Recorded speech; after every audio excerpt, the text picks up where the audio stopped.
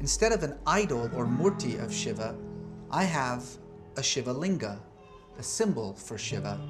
It has a column in the center, which represents Shiva's phallus, and a yoni, which represents the vagina of Shakti, the goddess. I give him offerings. Dr. Sharma, thank you so much for meeting me today. My pleasure.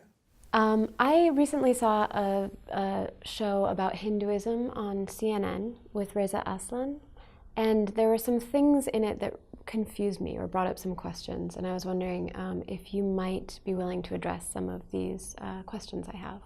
Well, I'll do my best. Yes. Okay. So the first thing I was wondering about is the use of the Shiva Linga as a symbol of worship in Hinduism, and if you could explain a little bit about that. Well,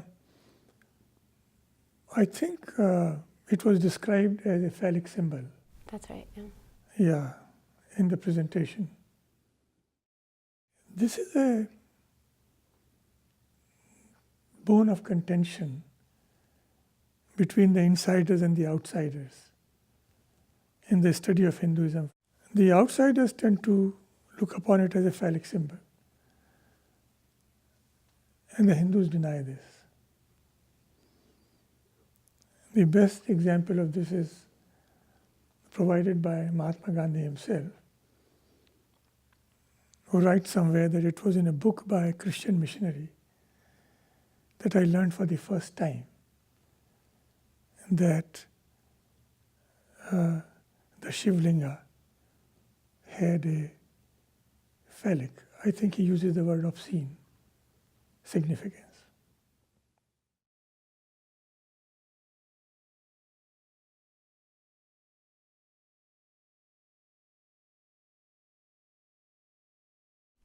That's surprising to me to hear that Gandhi would have said that was the first time he learned Yes. that, because to an outsider it looks clearly phallic. And so would you say that it could have that significance as well?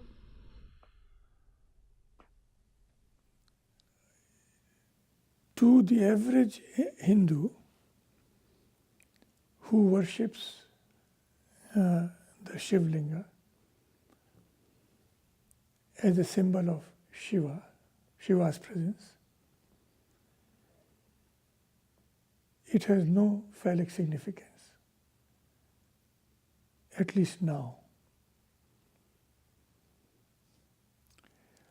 Whether it had a phallic significance in the past is harder to answer. There are some representations of the Shiva Linga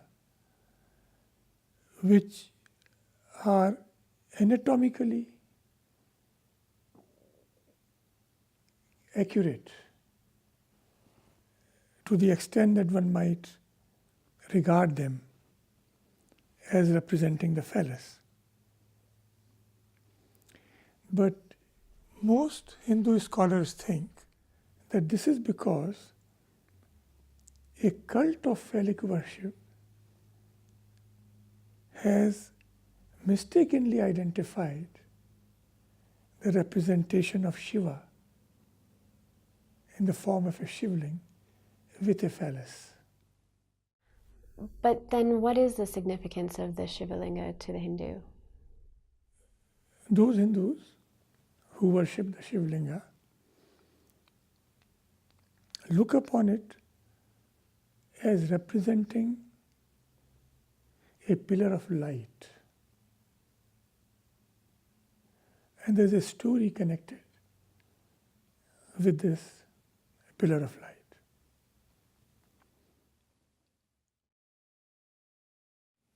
I think Reza Aslan mentions the Hindu Trinity. That's right.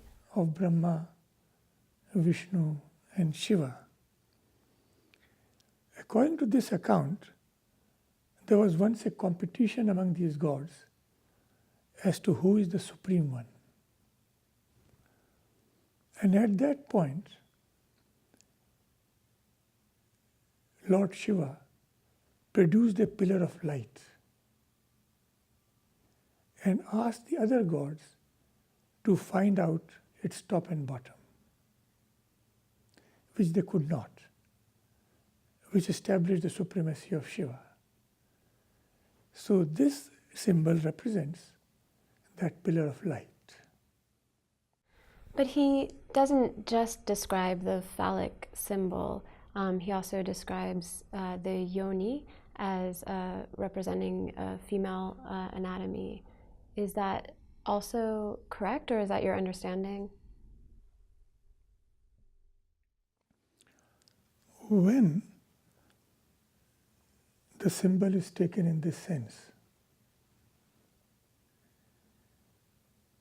then it is supposed to stand for the fact that all birth, or usually rather, birth is associated with sexual activity, which is symbolized by what we see.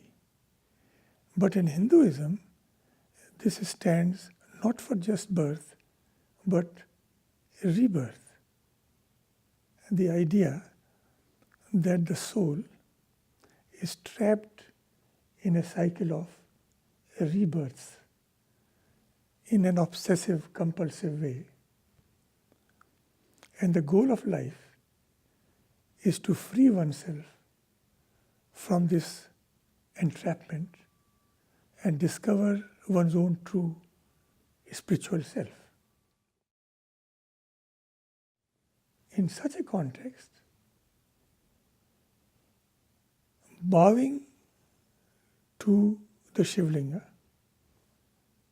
and what goes with it is a prayer to Lord Shiva to deliver us from this bondage involving endless rebirths. So you can say that whereas the initial point might have some sexual significance, the ultimate point of its symbolic significance takes it totally out of this world. I think this has not been hinted at all in the series you refer to. Yeah, that wasn't the impression that I got when I was watching it.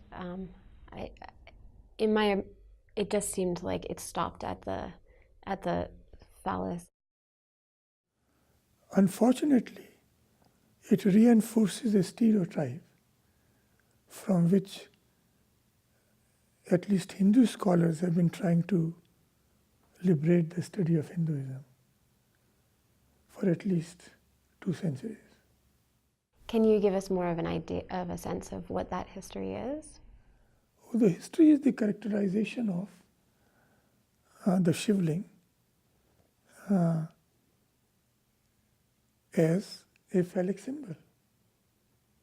When the ordinary Hindu does not look upon it like that at all, and when the philosophical Hindu looks at it in a way which totally transcends its phallic significance.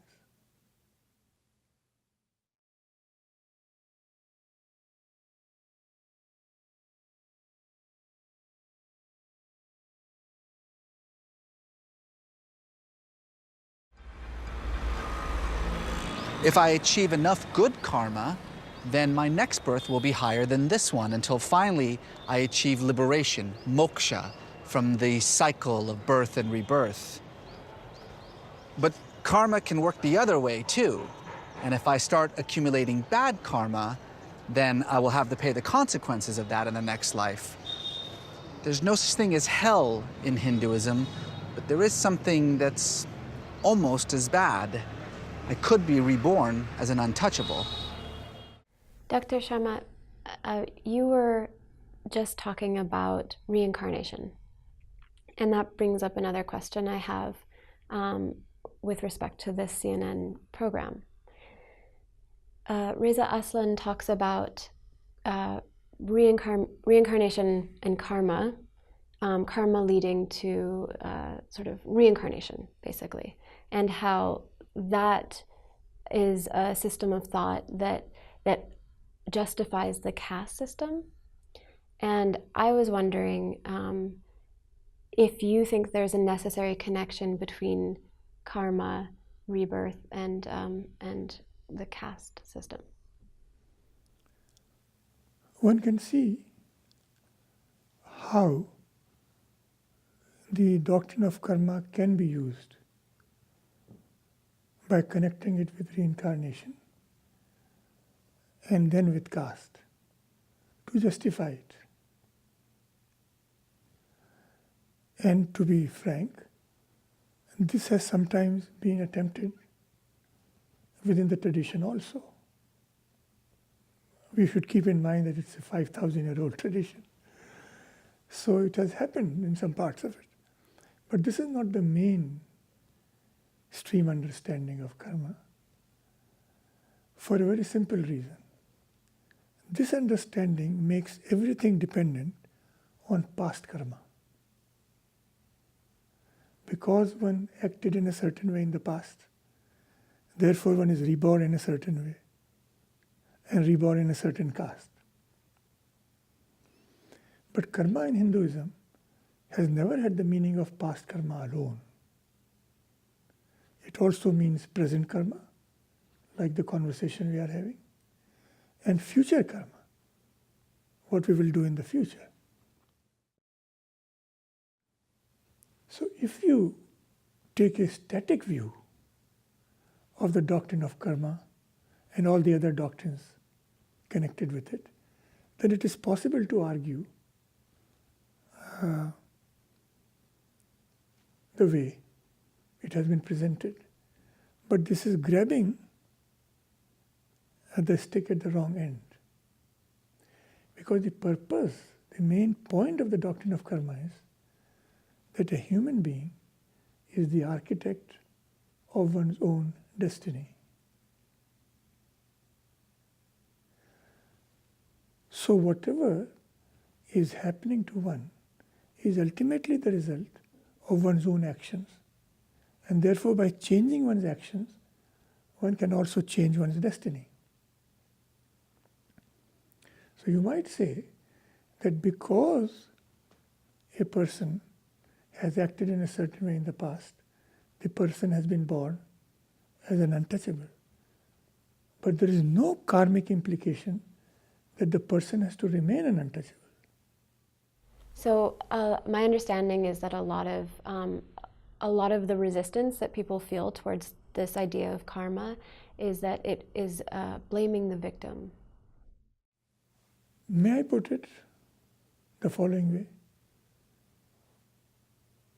That it holds the person responsible for what is happening to the person. But it does not mean that the person cannot change one's own destiny. This is a very common, and we can see an easier to fall into when discussing the doctrine of karma. If we keep looking at it with an orientation towards the past, one has to look at it from the perspective of what we can do now. As for blaming the victim, this is not how the tradition has interpreted the situation. So let me share with you what the tradition does in the face of seeing a person who is suffering. And we say, okay, that is that person's karma. And this also applies to the example of untouchability you gave earlier, right? Okay. Oh, so the person is to blame himself or herself for his or her condition. First of all, the tradition says that when you see somebody suffering, the relevant question to ask is not what he did to get into that condition, he or she, but what you can do to help the person to get out of it. In other words, what is your dharma, not karma? What is your dharma, not his or her karma, is what you have to deal with. Now, something very interesting follows from this, according to the doctrine of karma. If suppose you conclude that the person is to blame for his or her own condition, and you march on, then when you are in a similar condition, others will also march past you using the same argument. Because we should never forget that the basic underlying principle of the doctrine of karma is justice. So if I understand what you're saying, because there's present and future karma, the whole thing is so complex that we can't really judge someone else's karmic situation, but it's about... Yeah, the tradition would probably prefer the word dynamic. When we say it is complex, it kind of inhibits our impulse to act. But when we say it is dynamic, it's making it very clear to you that you have to act, and in a certain way. So the onus is really on us to take our own karma in hand. To take responsibility for what happens to us. But not in such a way as to abuse this doctrine by becoming hard-hearted when dealing with the sufferings of others.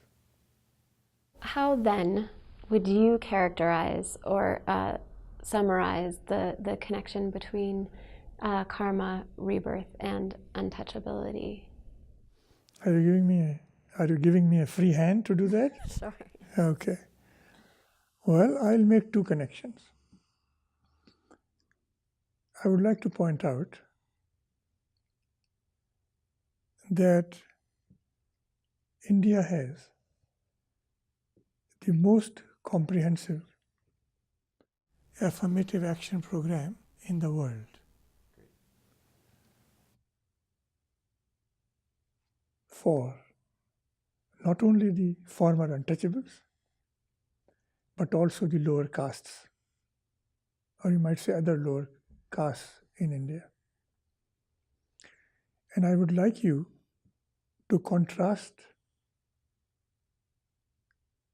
the manner in which it has been accepted, or the fact that it enjoys broad acceptance in India, that this program enjoys broad acceptance in India as compared to the affirmative action programs in America, which are constantly running into legal hurdles and into the argument that I did not own slaves, my ancestors did.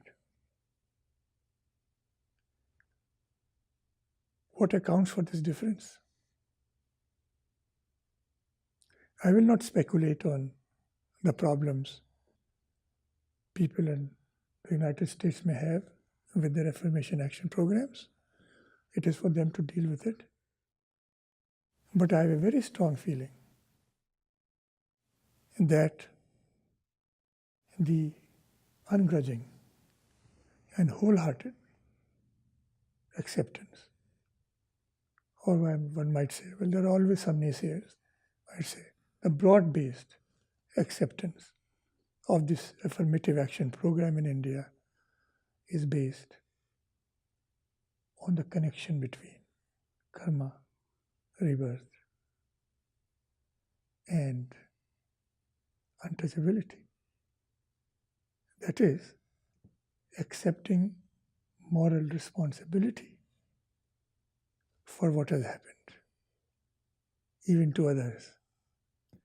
So because we have this basic calculus, or rather even compass, the moral compass, that one is responsible for whatever happens around one, ultimately. That when the time comes, one should also make the sacrifices necessary to restore the equilibrium of justice, as it were. The second point I would like to make may be deduced from what Mahatma Gandhi once said, that the fact that we Indians had to undergo foreign rule for prolonged periods of time, in which the Indians were themselves treated no better than the untouchables and the lower castes, is the result of how we treated them in the past. He reflects in this manner after he had been turned down, or turned away rather, by a barber in South Africa, by a white barber in South Africa, because he was black.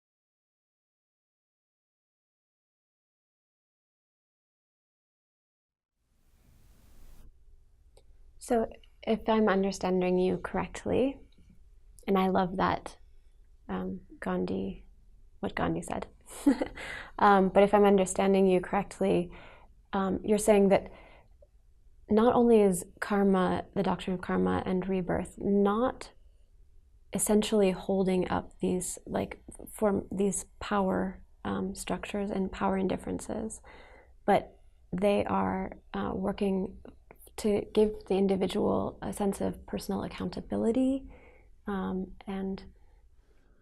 Well, Matilda, many religious doctrines are capable of being abused. They can be restrictive or negative in the implications we draw from them, and they can be liberative and positive.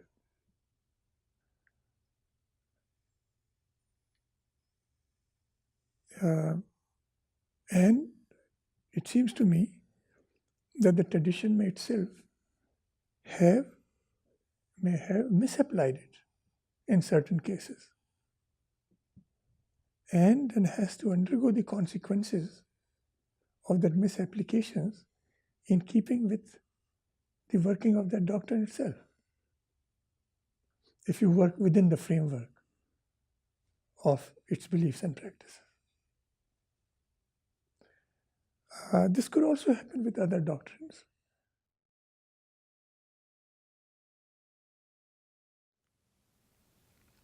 The idea that God's will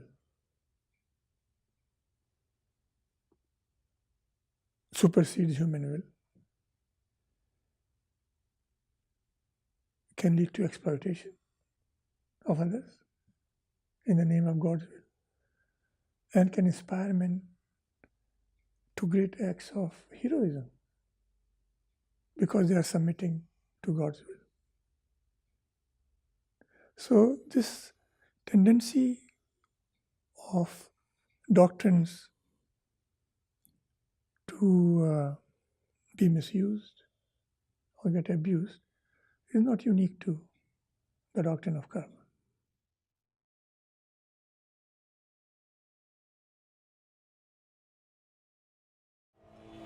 Most Hindus are obsessed with maintaining ritual purity, not eating certain foods or touching certain things that can defile you. What this obsession with purity and pollution has done is it's created what we now know as a caste, from the Brahmin who are at the very top to what we now refer to as the Dalit, or the untouchables at the very bottom. It's the untouchables who do all the work that nobody else wants to do. They're the ones who clean the streets, pick up the garbage, deal with the sewage, things that would defile a pious Hindu. Dr. Sharma, the CNN program I was telling you about also related the idea of purity, that Hinduism has some sort of obsession with purity, and said that that is what leads to untouchability. And I wonder if you might answer that. Yes, purity is an important element in the situation, in the Hindu situation in general. It may have, in part, it may have something to do with the climate of the country, because of the heat and so on. And it may also have something to do with ritual purity. Most ritual acts require that a person remain in a state of purity as understood within the tradition.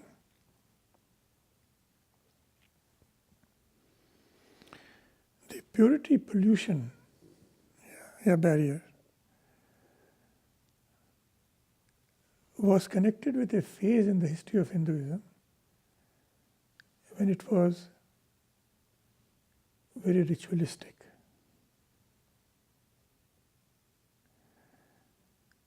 And that took the form of individuals becoming impure at certain times in their life, as when they are performing their ablutions, or when they have been to a cremation ground, and so on. This is temporary pollution.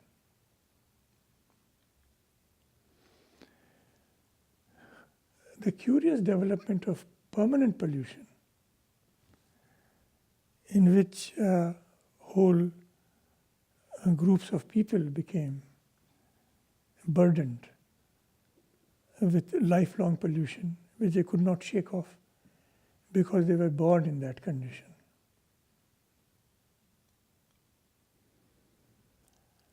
This has been an unfortunate development within the tradition. Crucial to what we are discussing is the distinction between temporary pollution and permanent pollution. Now, temporary pollution is an idea with which we are all familiar. There are certain activities which we perform in isolation, or prefer to perform in isolation.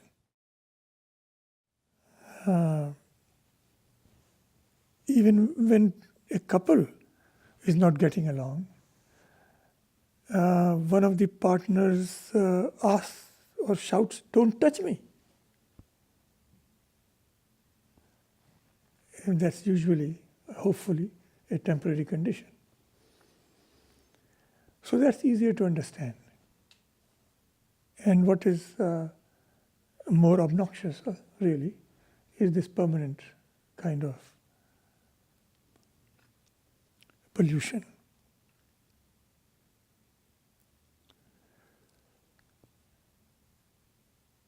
This has to do with the historical circumstances of the tradition in more than one way. It emerged actually as a feature of Hinduism, ironically, at the time when Buddhism became very prominent in India. And as a result of that, Buddhism and also Jainism.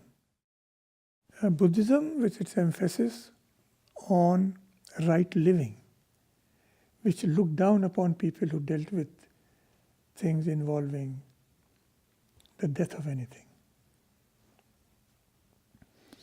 And Jainism, with its emphasis on non-violence, in its most obvious sense, not killing animals. Those who did these things came to be looked down upon by society. This is one of those notorious unintended consequences. Hinduism did not have a class of untouchables, to the best of my knowledge, in the period most marked by animal sacrifices, the Vedic period. Perhaps there was just too much of it around to blame anybody in particular. When Hinduism started moving away from ritualism to a more spiritual orientation, we find evidence of doubts appearing about untouchability. But one could argue that before it could be institutionalized, this new approach, the country came under foreign rule. When the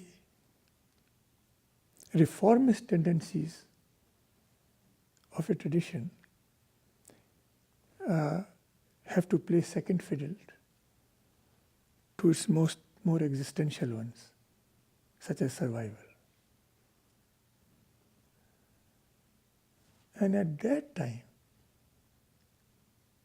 again ironically, this idea of pollution became a form of defense against the foreign rulers. This was one way of keeping them at bay from invading your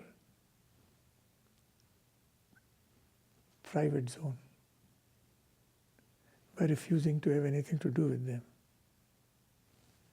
socially, having lost out politically. So this is a very complex issue, as you can see.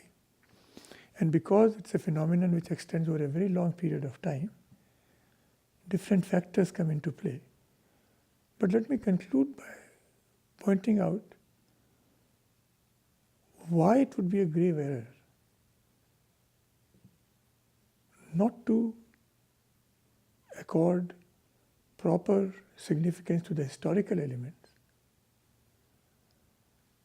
and to attribute untouchability to merely doctrinal elements within Hinduism. If this were so, then Hinduism should exhibit the same tendencies throughout its history and wherever it is found. But there is no evidence of untouchability in the entire Vedic period.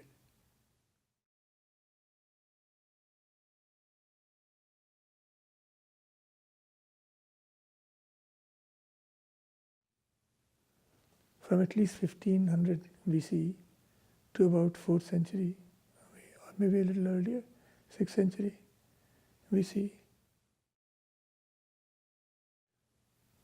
And there is no evidence of untouchability in Bali, which has been Hindu from around the beginning of the Christian era or soon thereafter. So, untouchability has been a part of Hinduism? Yes. Is untouchability an integral and indispensable part of Hinduism? Perhaps no would be the proper answer.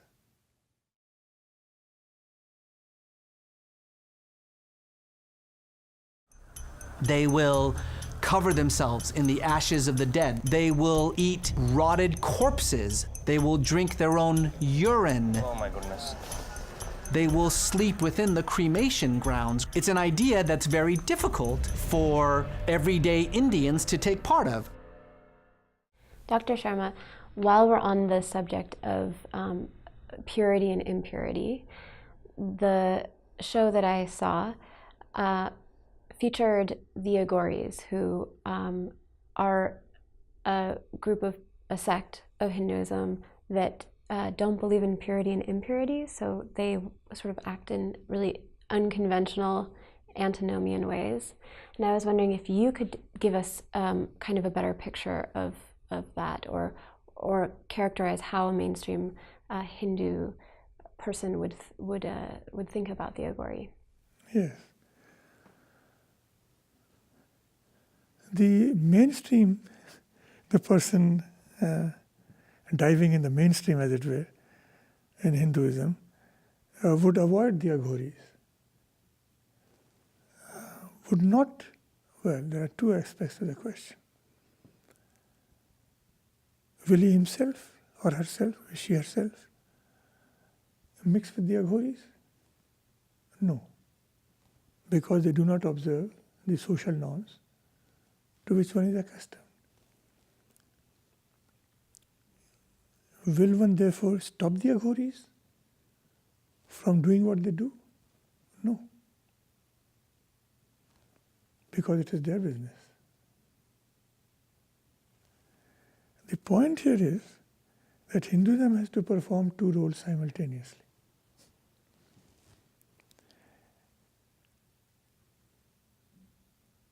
It is a tradition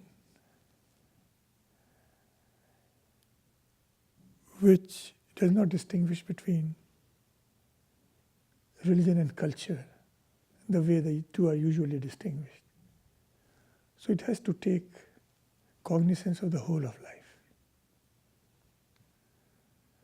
When you take cognizance of the whole of life, human beings have the need to have a society, a polity, an economy. And because Hinduism addresses the whole of life, it has to address the issue of how do human beings function. How should they ideally function as members of society, polity, economy, and so on. In that role, it lays down rules for normative living. And these are quite different from the rules observed by the Aghoris. So this explains the attitude of the ordinary Hindu towards them. But Hinduism's deeper impulse, or in a sense its foundational impulse, is to provide as wide a choice of positive spiritual options as possible to as many of its followers as possible. So it cannot rule out any mode of spiritual life which has the potential, at least in the mind of those who follow it,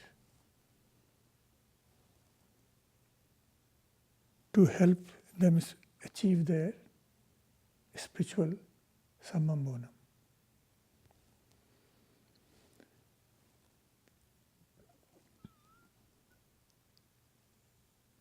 Now there is a certain element of contradiction involved in this, or at least tension. On the one hand, it has to observe, it has to help maintain social, economic, political order and so on. On the other hand, it also has to provide for the entire range of spiritual modalities, no matter how exotic or erotic or anti-intuitive. And in this aspect, in its aspect as a purveyor of these means of spiritual living, it has to accommodate the Aghoris.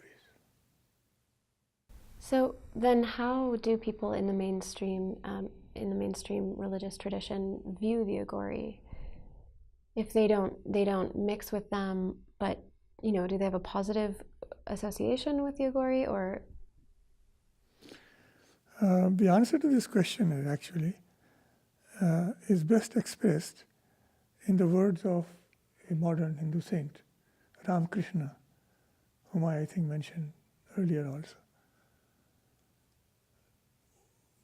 He was a spiritual figure with a substantial following, and most of his followers were regular Hindus, what we would call mainstream Hindus. And they were criticizing a Gauri-like lifestyle in his presence. And he said, no, we should not condemn them like this. Theirs is also a path to salvation. There are many ways of entering a house, including the bathroom.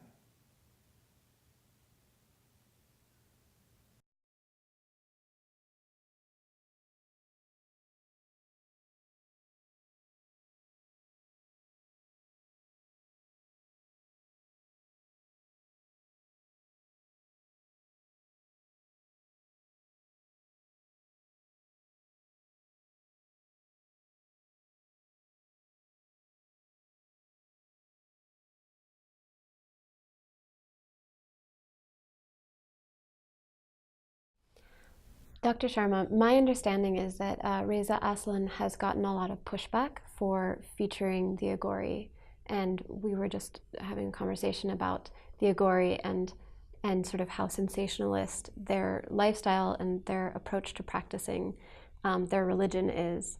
And I was wondering if you could respond to Reza Aslan's approach. Well, Matilda, it's a delicate question. I would like to respond to this at two levels. One, the historical, and second, the spiritual. Now, at the historical level, especially in the case of Hinduism, I would say, I think there are serious problems. As I mentioned earlier, it reinforces, his presentation reinforces the stereotypes which have been prevalent in the study of Hinduism and in the general perception of Hinduism for almost 2 centuries, which have come profoundly in the way of a proper appreciation of the tradition, and which generations of scholars, or rather a situation which generations of scholars have been trying to remedy.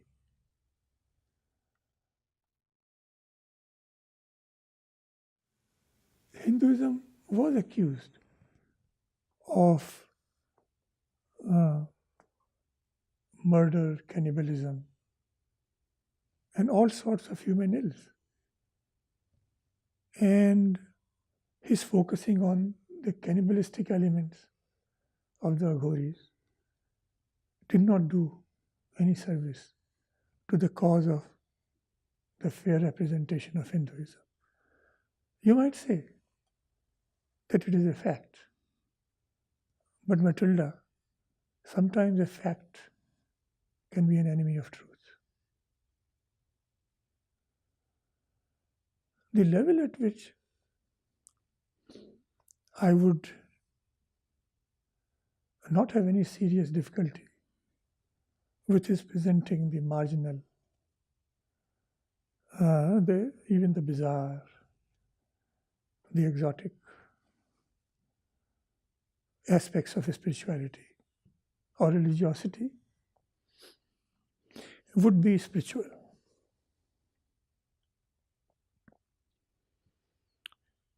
Inasmuch as even mainstream traditions, or rather the mainstream positions in the various traditions, have acknowledged, or rather to the extent that even the mainstream positions in the various religions have acknowledged their positive value or their liberative value.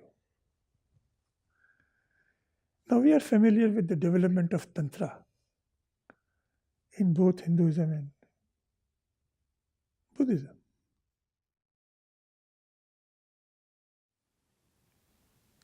This practice had an esoteric dimension. How the dimension was justified by these traditions, especially in their mainstream versions, or by its practitioners who partook of Tantra, is worth keeping in mind in the context of Reza Aslan. For instance, such practices in Buddhism invited the reflection that in Buddhism, intention is a very important part of karma. Not merely the actual action which is performed, but the intention with which it is performed. Actually, in one Pali Sutta, the Buddha is believed to have said, "Intention, O monks, I call karma."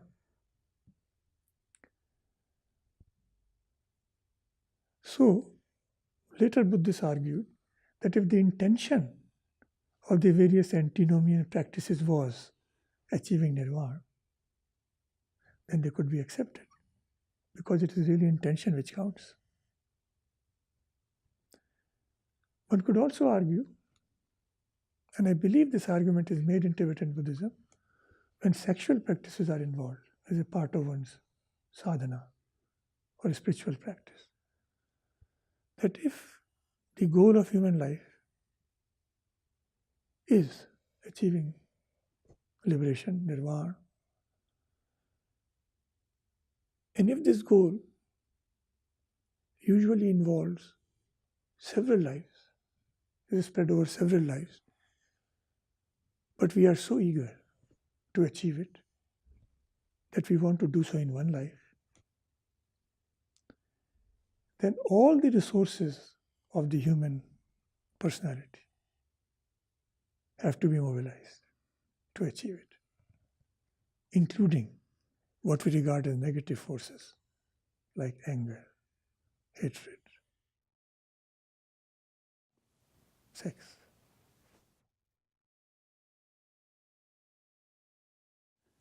There's also a very interesting philosophical development underlying this, especially in Buddhism, of the dialectic between samsara and nirvana.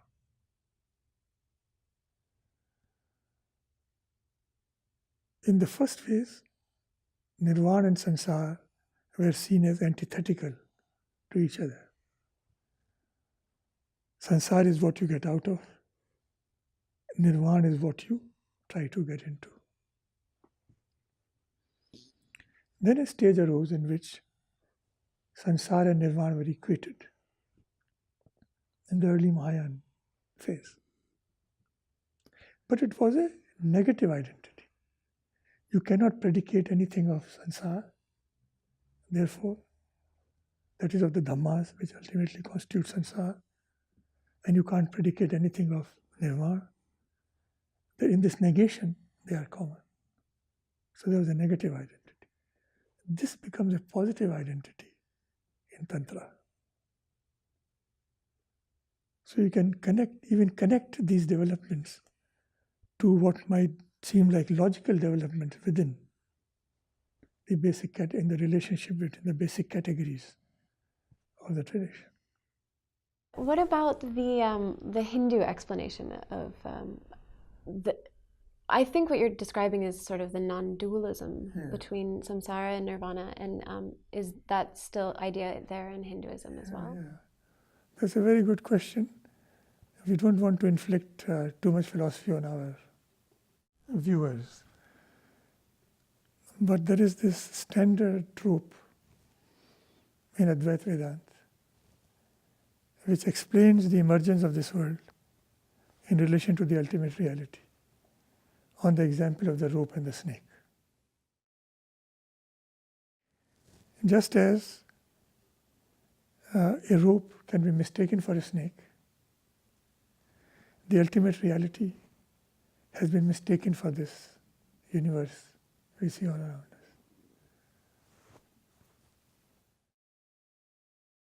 In the rope snake analogy, there is the implicit idea that rope is the desirable part of it. It is the truth. It is a rope. It is a useful thing. The snake is the undesirable part of it. It has connections with death and with terror, and you have to get out of it.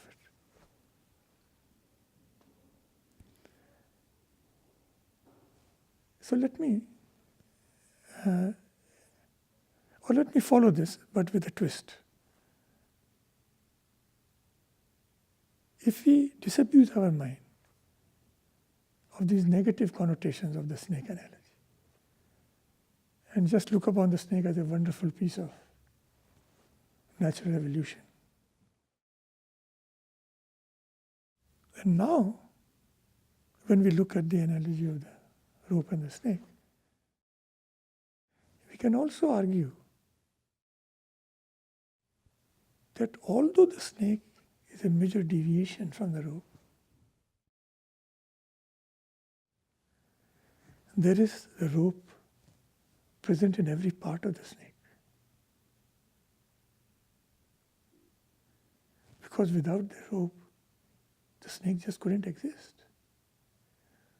So it has to be through and through pervaded by that rope, even in our distorted perception.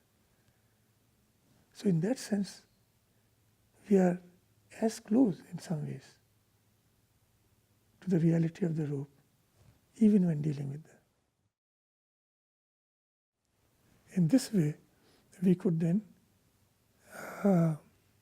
reinscribe the things of the world in a more positive way as instruments which can lead us to salvation.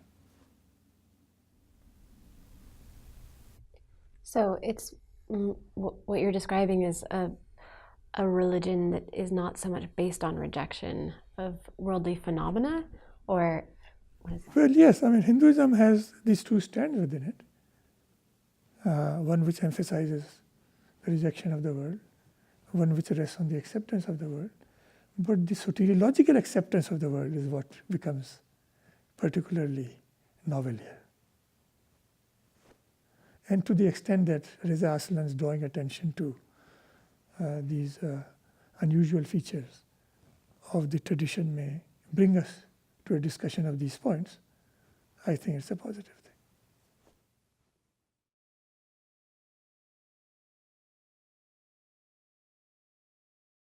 Dr. Sharma, part of what made me kind of uncomfortable watching the CNN show about Hinduism was that in translating Hinduism to a non-Hindu audience, Reza Aslan is sort of claiming the authority to speak on behalf of the Hindu tradition.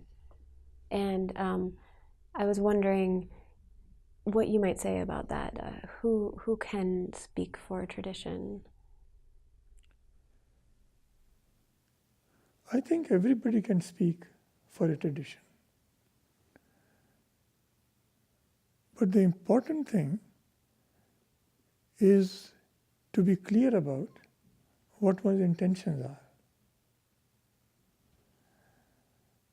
Even if we want to present a tradition in terms, a tradition as it is actually followed by the believers, then the believer should present the tradition, right? If you want to understand a tradition as it is believed in and followed by the believers, then the believer should explain the tradition.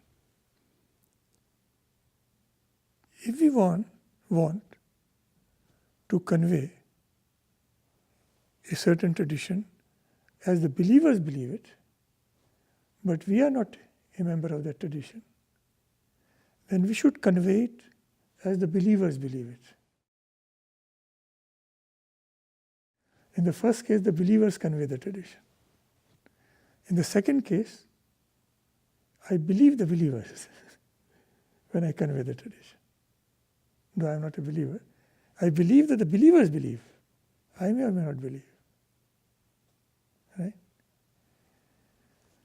But if I am a student of religion and I want to move beyond the self-perception of the believers, either because I find that there are branches of study like the sociology of religion, the psychology of religion, which give us deeper insights into a religion which are not accessible, at least directly, to the believers. Or because I believe that when I look at all the religions together, I see patterns or the ways in which they interact, or all of them act, things they cannot see just because you have only one sample, but patterns which become clear when you have many samples. Then I can speak for a tradition, but not as a member of the tradition or as presenting the tradition, but as a scholar of religion. My view would be that all these are legitimate, but it should be clear as to what one is doing. Now, what is Reza Aslan trying to do when he is pointing out these unconventional aspects of the traditions? Well, I think that's what's confusing. Maybe you've hit the nail on the head, because he's purportedly trying to show that most Hindu practitioners don't behave like the Agori, but maybe something else is happening there, or maybe it's about good TV ratings.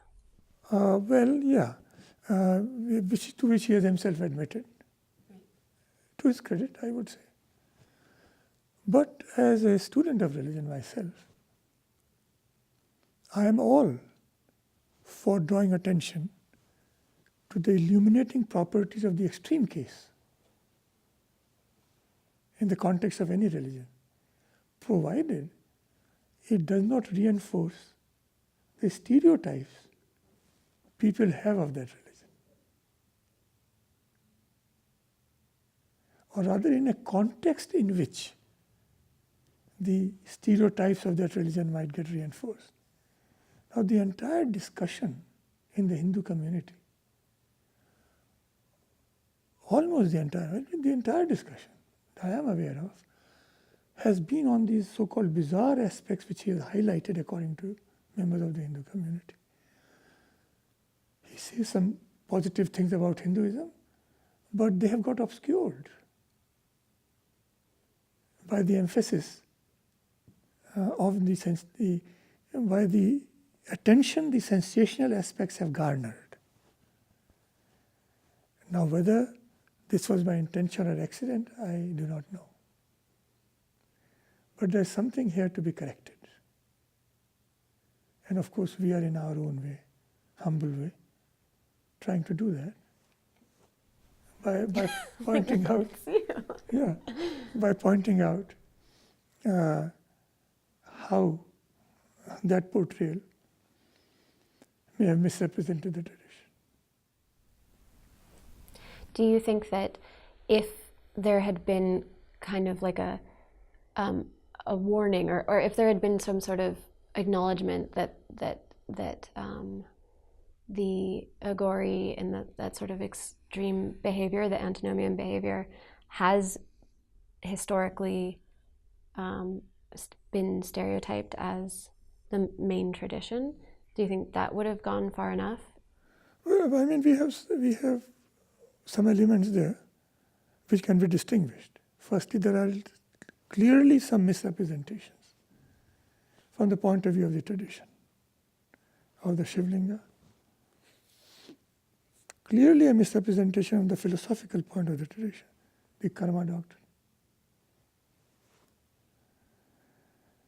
There is a somewhat cavalier description of Benares. The holiness doesn't seem to come through.